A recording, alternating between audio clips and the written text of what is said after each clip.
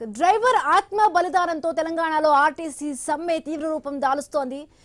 నిన్న చూసాం Narsampet RTC driver Shankar Goud మృతిపై కూడా కార్మికులు ఆవేదన వ్యక్తం చేస్తున్నారు. నిన్నటి ఘటన మరవక ముందే ఇవాళ కూడా మరొక భూపాలపల్లిలో ఇంకొక డ్రైవర్ కూడా ఆత్మహత్య యత్నానికి పాల్పడ్డారు. వెంటనే ఆయన్ని కూడా హాస్పిటల్కు తరలించారు.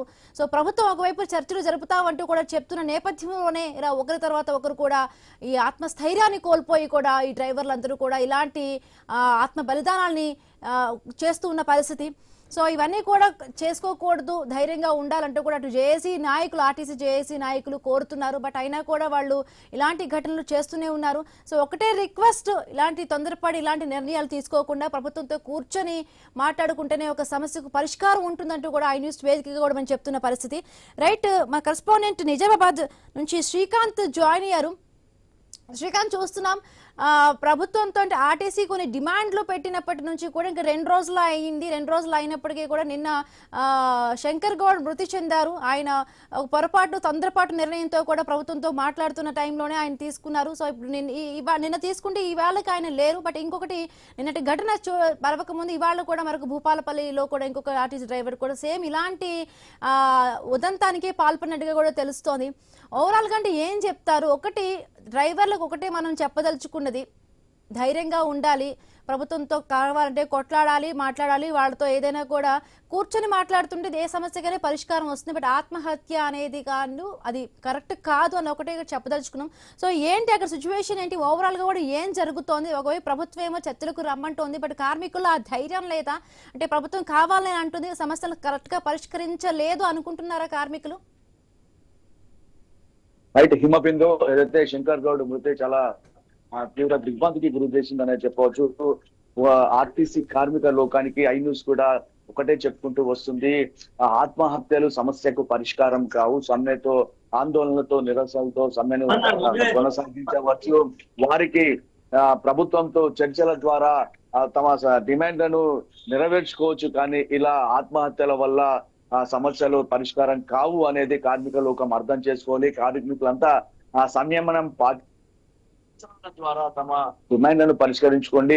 అలాగే చర్చ అని ఇలా ఆత్మహత్యలకు పాల్పడుతూ తమ కుటుంబాలకు దూరం కాకుండా, తమ కుటుంబాలకు రోడ్ల పైన పడివేయకుండా చూడాల్సినటువంటి అవసరం ఎంతైనా ఉందని చెప్పేసి ఐ న్యూస్ కూడా చెప్తుంది. ఇప్పటికే ఆర్టీసీ కార్మికులు 2 రోజులు సమ్మె కొనసాగించారు. 3వ రోజు కూడా నిజామాబాద్ జిల్లాలో సమ్మె కొనసాగిస్తున్నారు. నిజామాబాద్ జిల్లాలో మొత్తం 206 డిపోలకు 650 బస్సులు ఉన్నాయి. 2800 మంది కార్మికులు ఉన్నారు. అయితే కార్మికులు పూర్తిగా నిరసనల్లోనే పాల్గొంటున్నారు. ఇవాళ కూడా డిపో ఎదుట, నిజామాబాద్ డిపో ఎదుట వాళ్ళు నల్ల బ్యాడ్జీలు ధరించి తమ నిరసనను వ్యక్తం చేసేందుకు కూడా సిద్ధం అవుతున్నారు. అయితే ప్రైవేటు బస్సులు ఏవైతే ఉన్నాయో, ఇటు ఆర్టీసీ హైర్ చేసుకున్నటువంటి బస్సులు దాదాపు 250కి పైగా బస్సులు వివిధ ముఖ్యమైనటువంటి ప్రాంతాలకు ఇక్కడి నుంచి నడుపుతున్నారు.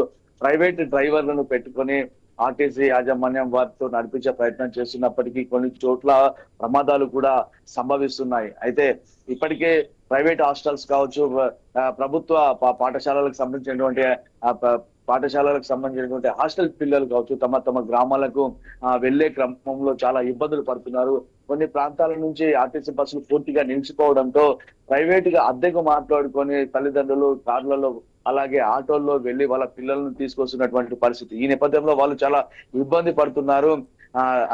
అంటే డబుల్ ఛార్జీలు చెల్లించి తీసుకురావడం వల్ల తమకు భారంగా మారిందని చెప్పేసి వాళ్ళంతా తల్లిదండ్రులు ఇబ్బంది పడుతున్నారు. ఇక మరోవైపు కొన్ని గ్రామాలకు వెళ్లే ప్రాంతాలకు ఆర్టీసీ బస్సులు నిలిచివేయడంతో ఇటు వృద్ధులు, చిన్నారులు ఎండల తీవ్రతకు ఇబ్బందులు పడుతున్నటువంటి పరిస్థితి. ఆటోల కోసం, ప్రైవేట్ వాహనాల కోసం వెయిట్ చేస్తున్నటువంటి పరిస్థితులు కూడా నెలకొన్నాయి. మొత్తానికైతే నిజామాబాద్ జిల్లాలో ప్రైవేటు వాహనాలను అయితే ఎక్కువగా ఆశ్రయిస్తున్నారు.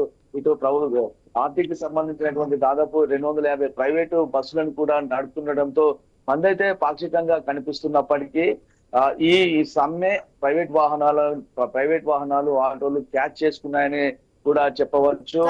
మొత్తానికైతే 6 డిపోల్లో ఎవరైతే కార్మికులు ఉన్నారో వారంతా మాత్రం సమ్మెలో పాల్గొని తమ నిరసనలు అయితే వ్యక్తం చేస్తున్నారు. మరోసారి కూడా ఐ న్యూస్ వేదికగా ఆర్టీసీ కార్మికులకు ఒకటే చెప్తున్నాం, ఆత్మహత్యలు వద్దు, ప్రభుత్వంతో చర్చలు సాగించి తమ డిమాండ్ నెరవేర్చుకోవాల్సినటువంటి అవసరం ఎంతైనా ఉంది. Right, thank you Srikanth. ఇక కరీంనగర్ జిల్లా వెళదాం. అసలు